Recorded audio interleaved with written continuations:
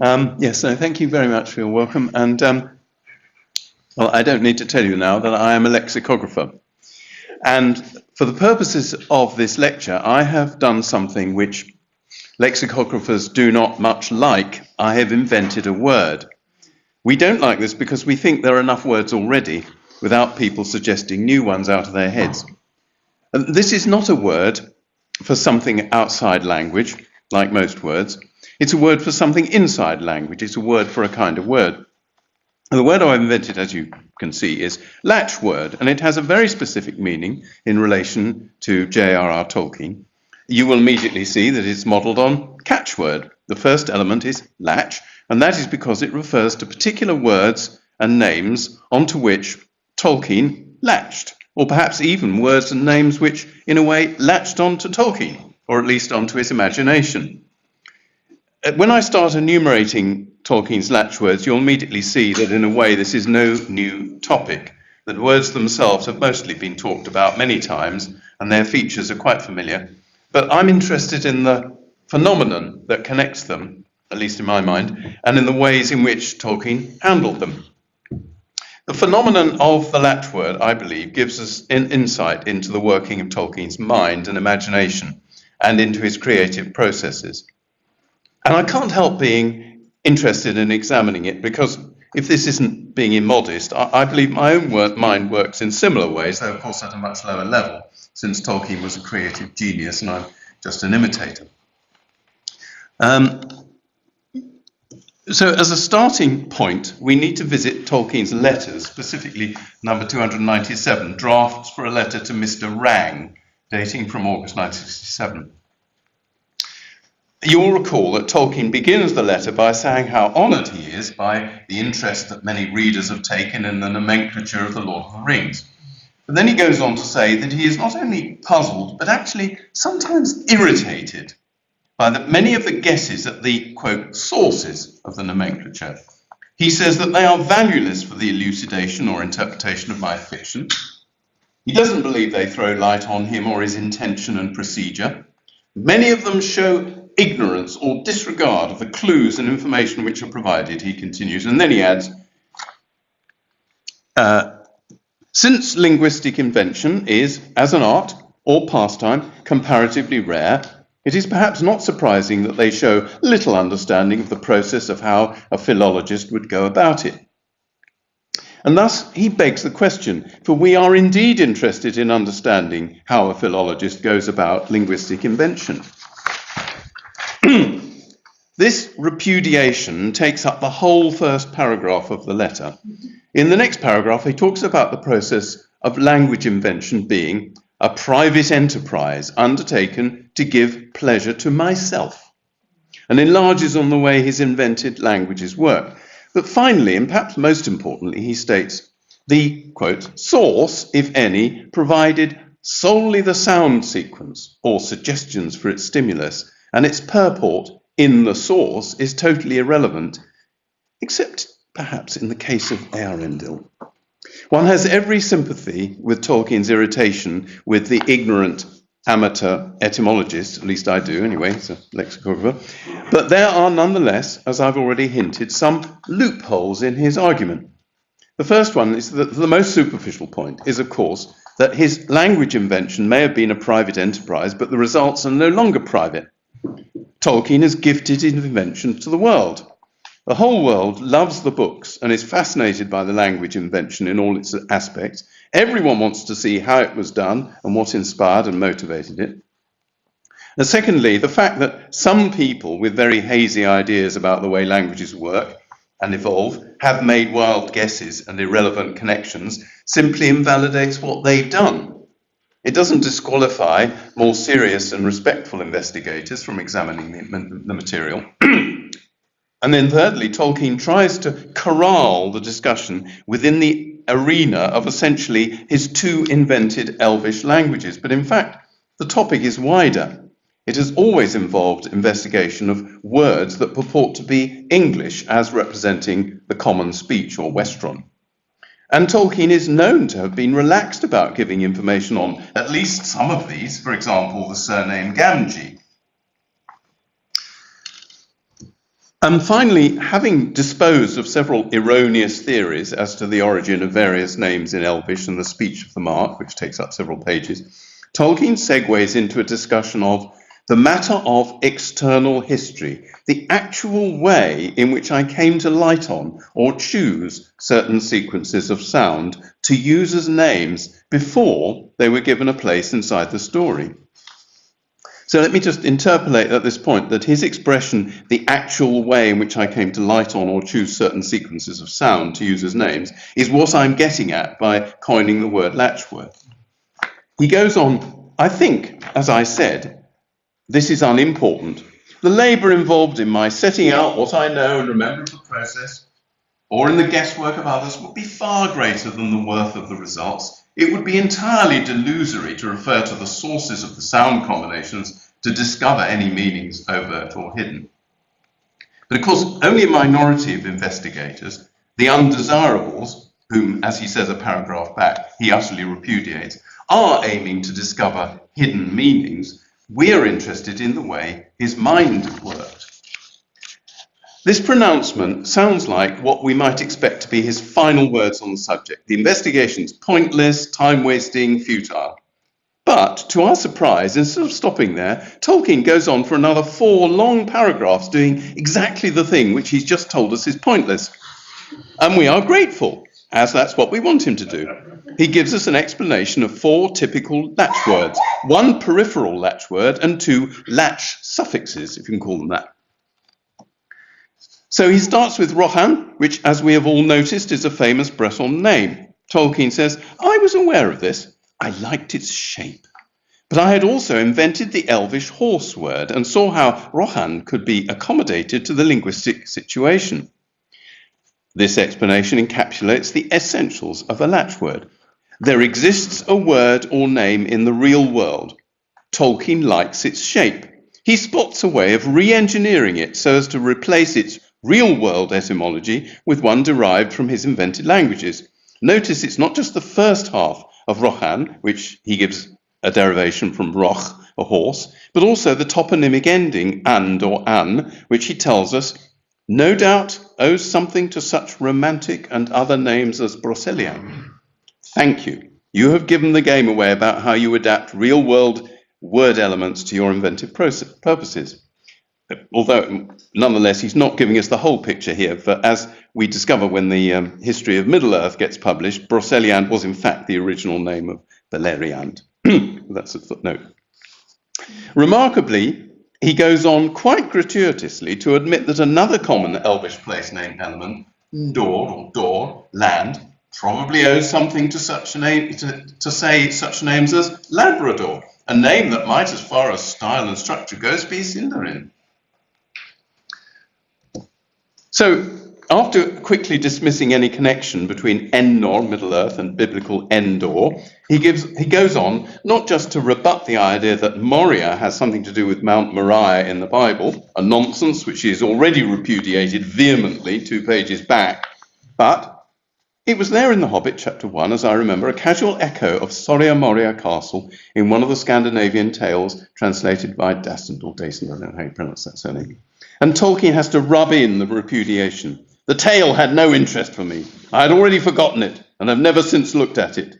It was thus merely the source of the sound sequence of Moria, which might have been found or composed elsewhere. But then again, there comes an admission. I liked the sound sequence. It alliterated with minds, and it connected itself with the mor element in my linguistic construction. So here again, liking, sound, accommodation to invented languages. Then Tolkien discusses 2 cases where I was not at the time of making use of them aware of borrowing, but where it is probable, but by no means certain, that the names were nonetheless echoes.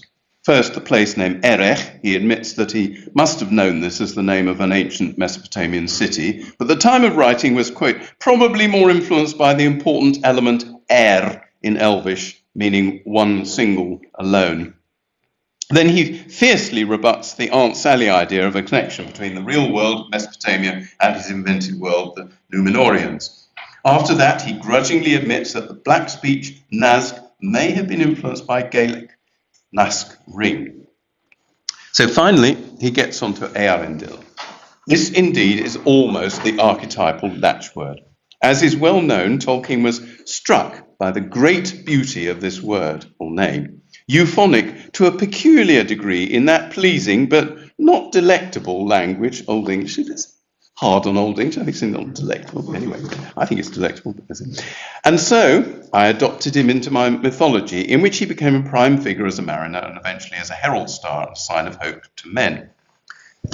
Here again, Tolkien gives us an insight into his methods, but the name could not be adopted just like that. It had to be accommodated to the Elvish linguistic situation.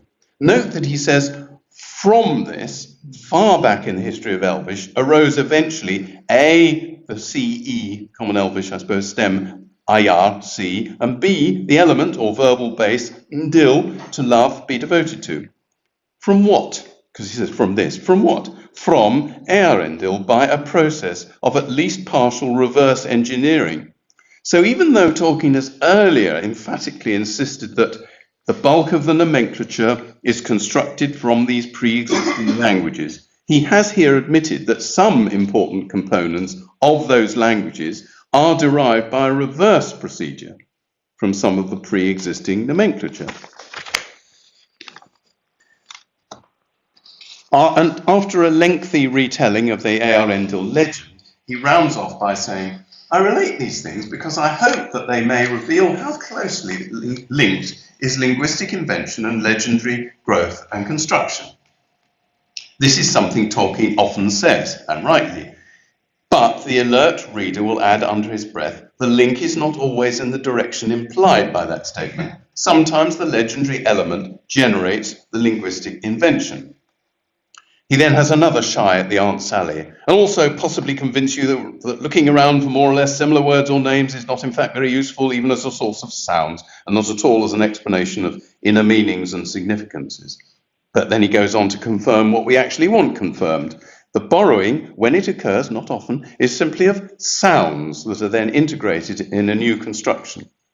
So, to recapitulate, Tolkien has told us about the actual way in which he came to light on or choose certain sequences of sound to use as names. He says he liked a word's shape, he liked the sound sequence, he was struck by the great beauty of a word, and then he accommodated the word to the linguistic situation. The word connected itself with an element in his linguistic construction. The name could not be adopted just like that, but had to be accommodated to the Elvish linguistic situation.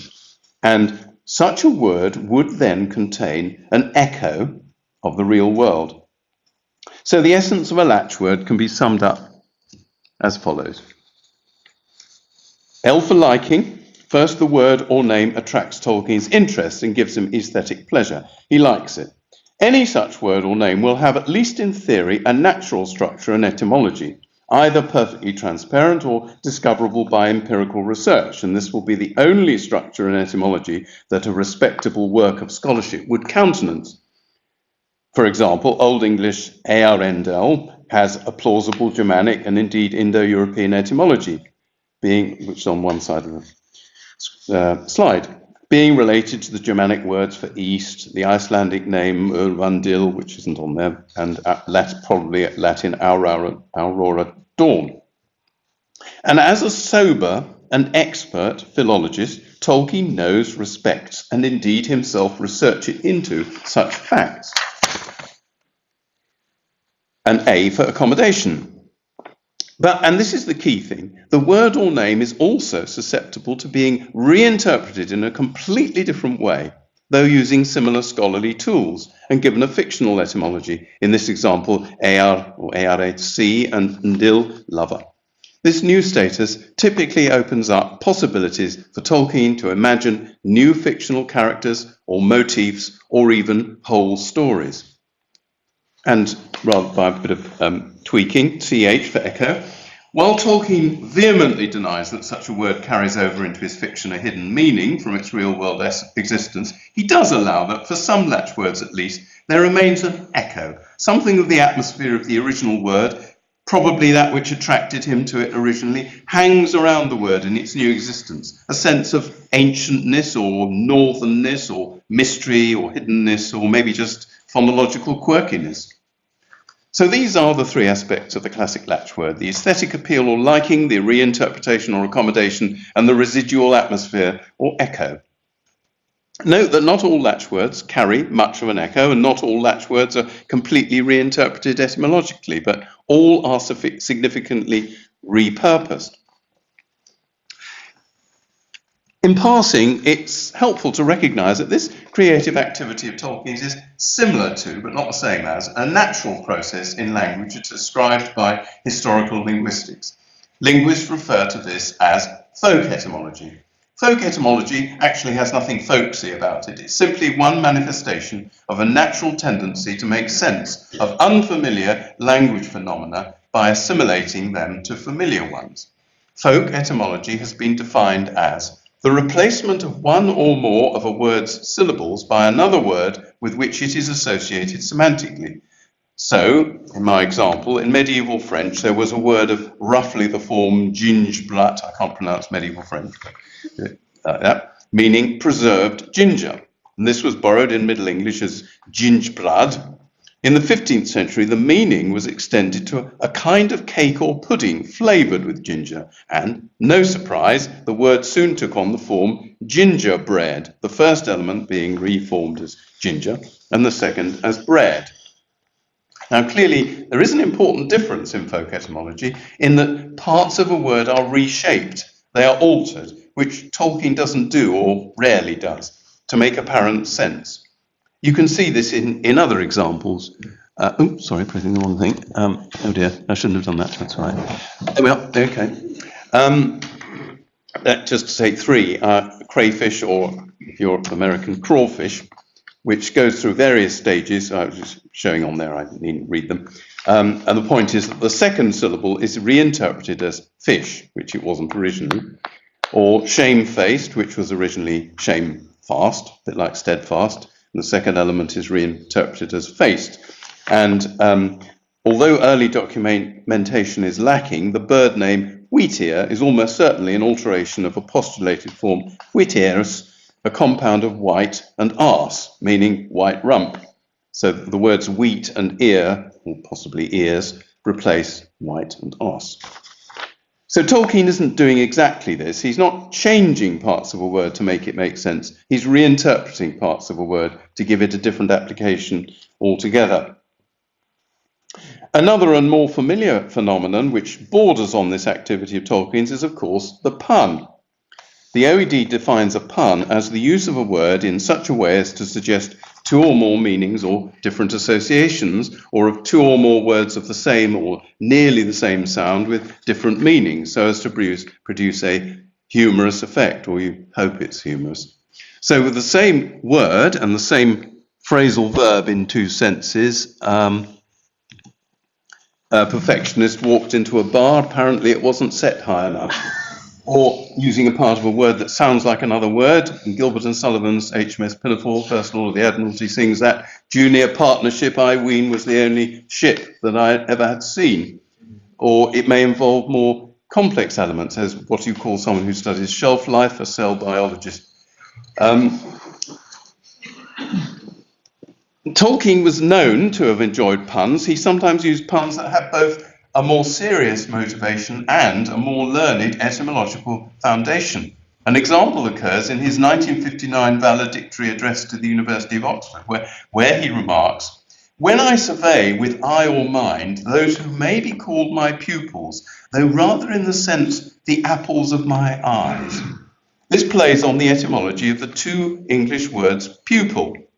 The apple of one's eye, which now means the object of one's regard, originally meant the pupil of the eye, which was thought to be a hard, round object. English pupil of the eye is from Latin pupilla, with the same meaning, which originally meant doll or young girl.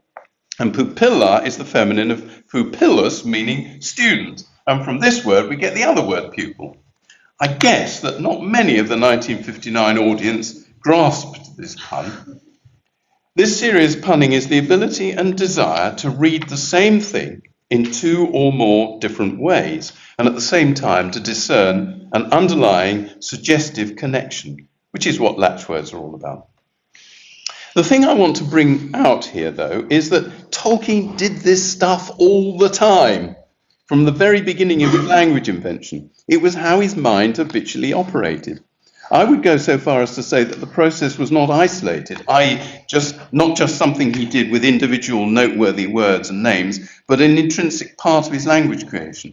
There are many latchword-like items in the earliest Elvish vocabularies, which I can't really go into now. And the whole theme of the aesthetic appreciation of the sound of words is central to the topic of Tolkien and language, and I've written about it elsewhere. And we can only touch on it now, but perhaps it's enough for the moment to remind you of what he says in A Secret Vice.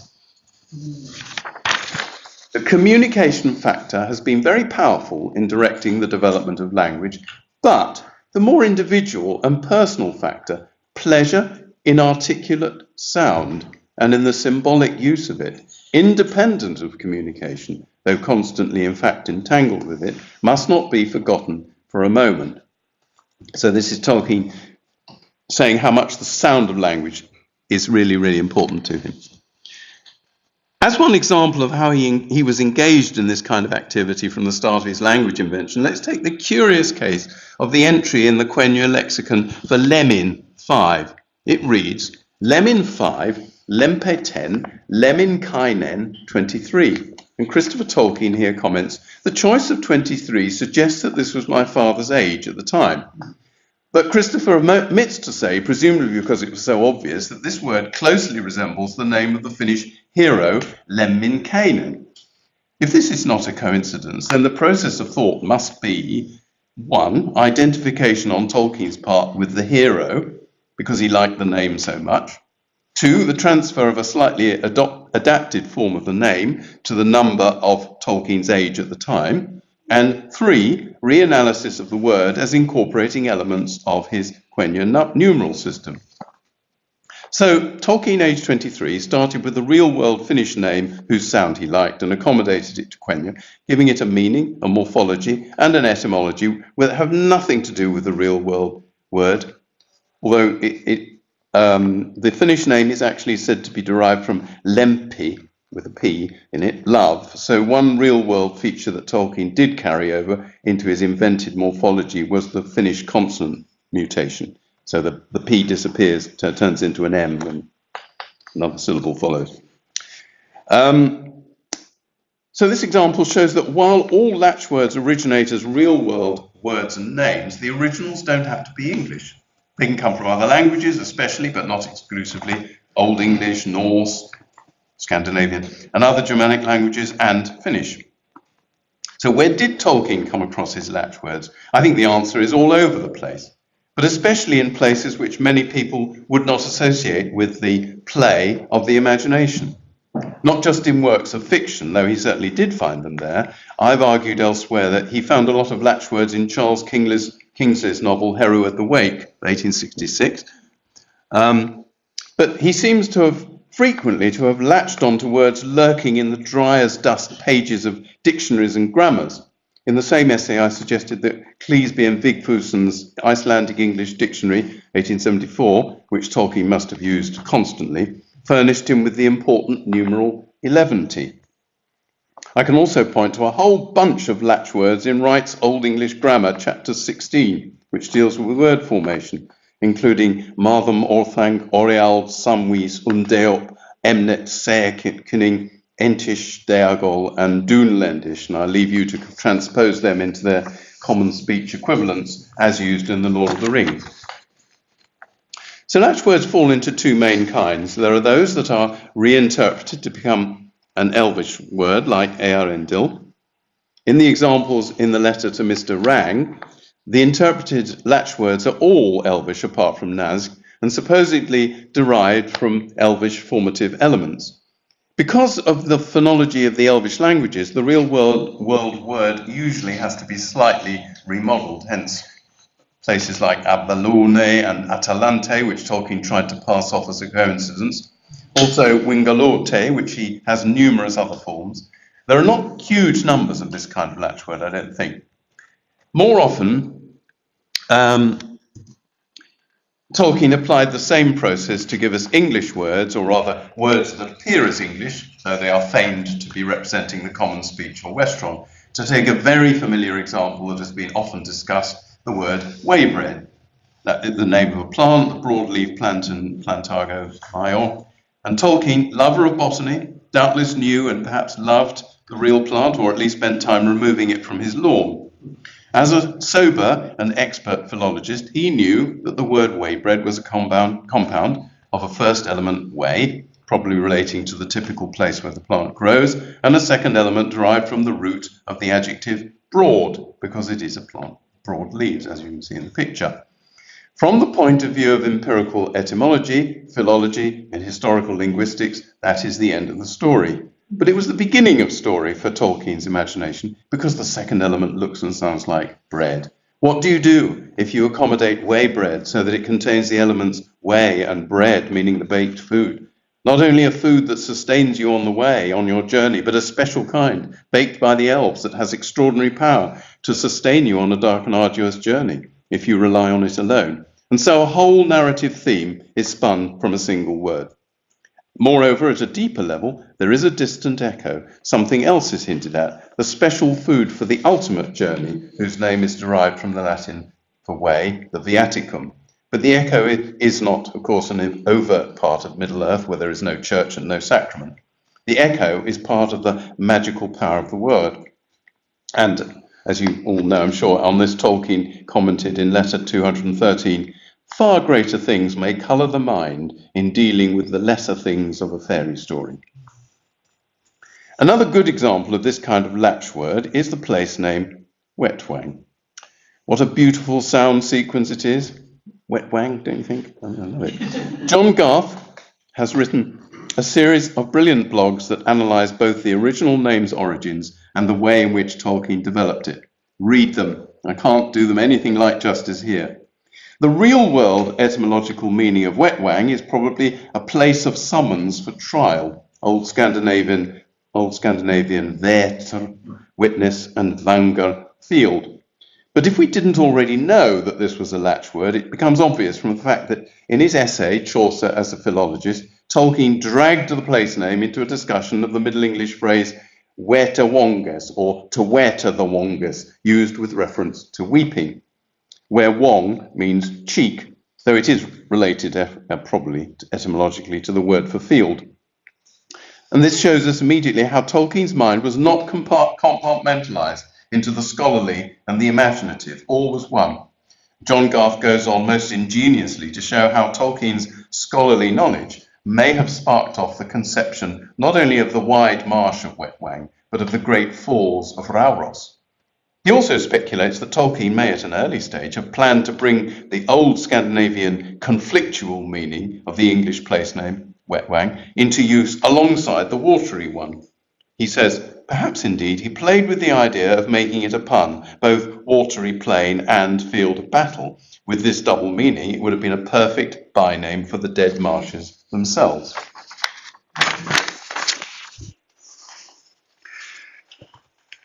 A classic latchword is the word ent. We are lucky to have more than one set of comments by Tolkien on this word.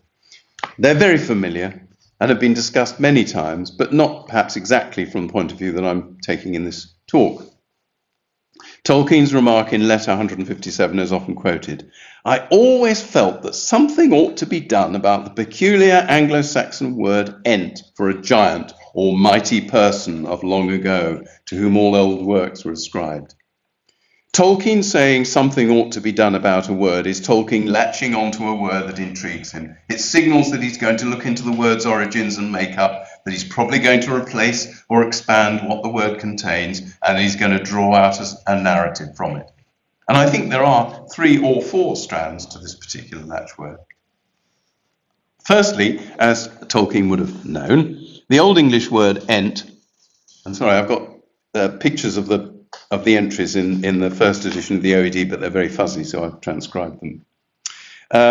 He would have known that it seems to have very few Germanic cognates or relatives. This would be one reason why something needed to be done. It needed a backstory. Old English philology did not supply one. But I think there may be a little bit of backstory, and it's possible that Tolkien knew it. It's a bit speculative, but he knew so many things, I think it's possible. According to the Grimm Wörterbuch, the Great Grimm Dictionary, there is a little known word, German word, Ents, giant, occurring in various dialects. In Bavarian dialect, this word, placed before other words, emphasizes the monstrous. So you have compounds like Entsmann and Entskerl, and indeed Entseweber. Going on from this, I would like to think, I didn't know, that Tolkien also found the equivalent entry in the 1881 Schweizerisches Idiotikon, the Swiss dialect dictionary. The head word is Entzi, and it now means the highest peak of a border mountain. It appears in numerous compounds, and particularly relevant is a place, Entziloch, on the Napf, which is sort of mountainous area, on the border between Bern and Luzern, about 90 kilometers north of where Tolkien hiked in 1911. Here, according to legend, appear the Entzimannen, who are mountain spirits supposed to cause bad weather and noisy storms. These weather-causing Entzimannen, I'm sort of loosely translating what it says. These weather-causing Entzimannen at our Entziloch, it adds, are undoubtedly originally giants, only later changed into human spirits. The Idiotikon suggests that this element Entzi is related to Old English Ent, and it also points out that it occurs in Old High German personal and place names, one of which is Entseweber. This, transposed literally into English, would be Entwife. If this is not pure coincidence, this source may have given Tolkien both Entwife and storm-causing mountain giants. And incidentally, those legends of the Napf, they're still, if you look up websites today, they're still telling those stories. But there's more. Letter 157 continues, if it had a slightly philosophical tone, though in ordinary philology it is quite unconnected with any present participle of the verb to be, that also interested me. It's easy to overlook this rather throwaway remark. He's saying that the element ent could be given a fanciful derivation, as is the essence of latchword creation, from the Latin present participle ens, entis, even though he knows that this is impossible in reality. Ordinary philology says the word is not the Latin present participle of esse, but his imaginative philology would like it to be. He's also pointing to the abundant use of the late Latin word ens, entis, plural entia, in medieval Catholic philosophy. Now, funnily enough, in the OED, there is a rather scrappy entry, ent, noun to, defined as rendering of Greek to on, which is pretty obscure, but there we are, which is indeed a borrowing of this Latin form. But of course, if you look in a source which wouldn't have been available to Tolkien, such as the Dictionary of Medieval Latin from British sources under ens, ENS, you'll find a whole paragraph of material, specifically in the philosophy of Aquinas. Living beings are called entia per se, naturally occurring beings, and possibly that might have some relationship to ents being the oldest living things. But there's more. I don't think Tolkien actually mentions this next thing, but I think it's highly likely that he was aware of it. And it seems to me to be connected with the tree-like nature of the ents. The OED has another homonym spelled ENT, ent noun 1, which is defined as a scion or graft. It's a very rare word with only one quotation. But what is important is its etymology. The word comes from Old French enter or enter, I can't pronounce Old French, but ente, from ente to graft, derived from Latin importare, also meaning to graft, and this Latin word was independently borrowed into Old English as impian, to graft, and as a noun impa, a young shoot of a plant or tree, a sapling, a sucker, a slip or scion, which gives us the modern word imp, meaning a little devil. How is this relevant to the ents? Well, in one of Tolkien's favourite poems, Sir Orfeo, line 70, the Queen is abducted by the elves because she goes to sleep under a fair imp tree, a fair young grafted tree in Tolkien's translation, perhaps an apple tree. But, quote, In the most significant parallel passage, according to the editor of Sir Orfeo, A.J. Bliss, which is a French lay called Tidorel, a lady goes to sleep under une ente, E-N-T-E. So I think this word ent may well have fed into the development of the ent concept, even though it's French and the context is not immediately similar. And that's not quite the end of the story, because among the multifarious forms of the verb be, the OED records a variant ENT, which is yet another entry in the second edition. It's not the one that Tolkien would have used.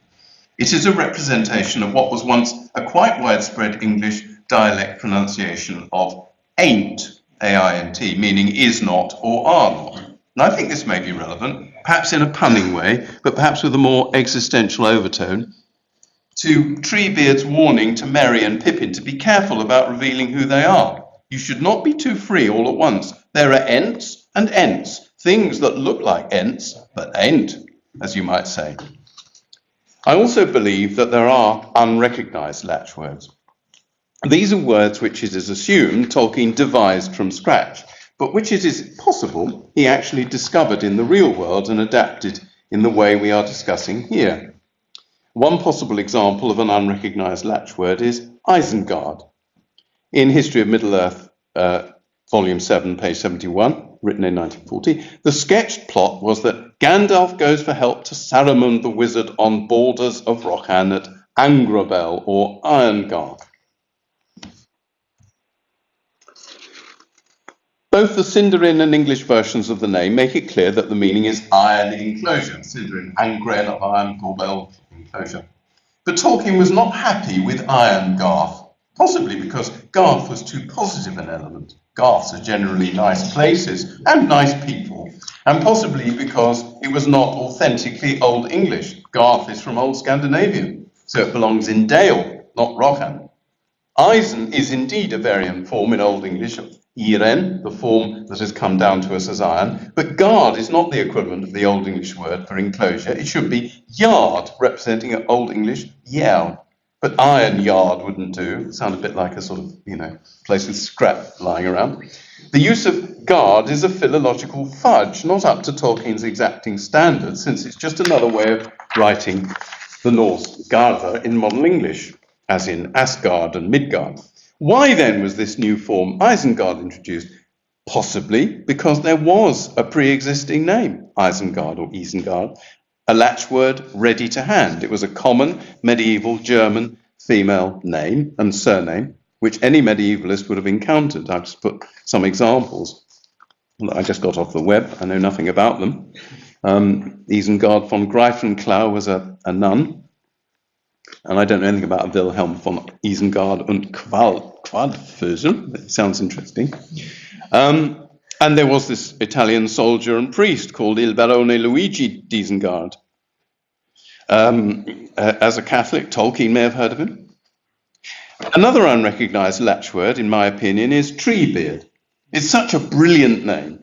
And yet when you think about it, it's hard to parse morphologically. If it's like Bluebeard, i.e. someone with a blue beard, it ought to mean someone with a beard that is like a tree. But this is nonsense. You could just about take it as with a beard like part of a tree, but then why not, twig beard or branch beard or something. In English word formation, if you want to express maiden with a shield, you say shield maiden. So if you want to say tree with a beard, you need to say beard tree. But I believe that Tolkien didn't invent the name Treebeard at all. I think he borrowed it from a Norse saga. In other words, it's another latchword looking for a character in a story rather than a name devised for a character in a story looking for one.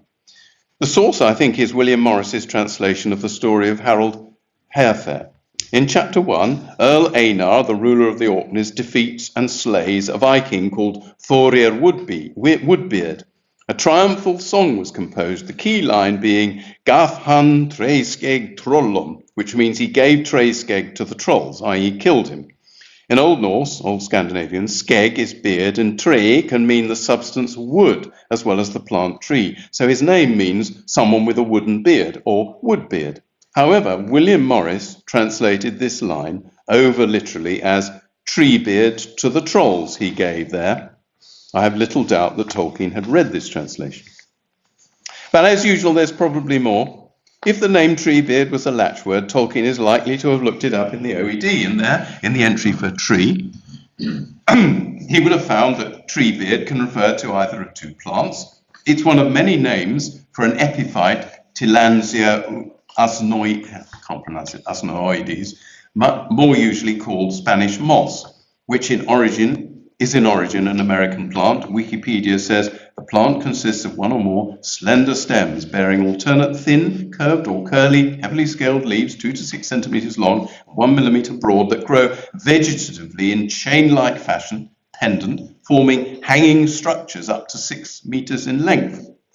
And if by any chance Tolkien had read The Boy Hunters by Mayne Reid, 1853, he would have learnt what Spanish moss was like in chapter 7, where giant trees rose over the water, live oaks and cypresses, and from their spreading branches the Spanish moss hung trailing down like long streamers of silver thread.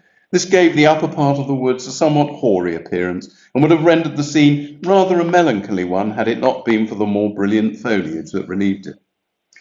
And this plant is called Asneoides because it looks like a lichen, Asnia barbata, and this lichen is the other meaning that OED gives for treebeard. And again, Wikipedia, Asnia is a genus of mostly pale greyish-green fruticose lichens that grow like leafless mini shrubs or tassels anchored on bark or twigs.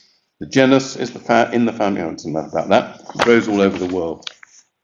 Knowing Tolkien's interest in plants, I think it's quite likely that he pursued this meaning of treebeard and that it contributed to his portrayal both of the Ents as tree-like beings with mossy or licheny beards and of Fangorn Forest as a whole. As we have seen, Tolkien's latchwords have a meaning and an etymology in the real world, which are set aside, and a different feigned meaning and etymology which they have in the legendarium. But there is one particular name within Tolkien's legendarium that exists in both modes at once. The surface function of the word within Middle-earth is the same as its real-world self, and simultaneously it also has a valid interpretation within Middle-earth as an Elvish compound. And this is the word Orthanc. Now, before we come to the familiar tower Orthanc, we need to note that Orthanc was clearly a sequence of sounds that Tolkien liked. It is a great sound sequence, don't you think? Orthanc. Great thing to say. So much so that he used it as a word in early Gnomish, with complete disregard of its true meaning. In the vocabulary in Parma Elder Lambron 13, we find this entry: Orthanc without break or cleavage, united, continuous, unbroken, and so on. And later, in Parma Elder Lambron further down, we find Orthanc masked. And here, the only thing Tolkien has kept from the Old English base word is its formation from a prefix or ur. He has used the attractive shape of the word in a new way as a word in Elvish, though in passing we could note that both these early Gnomish meanings, without break and masked, attributed to Elvish Orthanc, do have a curious appropriateness to the later conception of the tower and its occupant. As a mysterious-sounding word for cunning, Orthanc had obviously appealed to Tolkien for a long time. It's in those lists in Wright's grammar that I mentioned earlier, where it is a near neighbour of Entish. It was another word that something ought to be done about, and something was done about it at more or less the same time as something was done about the word Ent, because, as we all know, the contiguity of the two words in the Old English expression Orthanc enter Yrwerk ultimately gave rise to the assault of the Ents on Isengard. But as applied to Saruman's tower, we are told that Orthanc, this is all very familiar, had by design or chance a twofold meaning. For in the Elvish speech, Orthanc signifies Mount Fang, but in the language of the Mark of old, the cunning mind. So, in the language of the Mark, Orthanc functions as it once did in the real world. It means cunning mind, more or less the Old English meaning. Whereas, as a classic latch word, its two halves, Orth and Anc, have been accommodated to two Elvish roots with quite different meanings, Mount and Fang. And this unusual granting of a dual nature to a latch word seems both ingenious and mysterious. But there is a problem that is fatal to the scheme. According to what Christopher Tolkien calls the fiction of authenticity, The Lord of the Rings features a transposition of languages, with real-world languages like Modern English, and Old Norse, feigned to have been used to translate the common speech, the language of the Mark, and the language of Dale. Hence, Old English only represents the language of the Rohirrim. They had a real language of which we are given only the snippet Cud Dukan, meaning halfling, which the fictitious translator of the Red Book has rendered as Old English. This means that their actual word for cunning mind could not have been Orthanc. But if it was not Orthanc, it could not have coincided with an Elvish compound formed from Orth, Mount, and Ankh, Thang. As long as the reader is ignorant of or ignores the fiction of authenticity, this name, which mysteriously means both cunning mind and Mount Thang, has potency. But when the transposition of languages is applied, the ingenious play on words collapses, like Isengard itself. So, what is the point? Why did Tolkien go in for these ingenious word games? And wouldn't Tolkien skeptics have a point if they sniffed or scoffed at a grown man playing about with words in such a pernickety, fussy, nerdy sort of way? Obviously, I think not. It is all about Tolkien's remarkable creativity. It is about the fact that we, unlike God, cannot create out of nothing. Like Gandalf on the Redhorn Pass, we must have something to work on. We are sub-creators. Words themselves were Tolkien's material to work on. As I said earlier, there was no divide in his mind between scholarship and imagination. In his mind, orderly, evidence-based scholarship was enlightened by creative imagination, hence his extraordinary insight into Beowulf and Middle English dialects, to mention only two areas. Conversely, the flights of his imagination were moulded and given verisimilitude by the principles of sober, regulated scholarship, hence the wonderful invented languages that he has given us.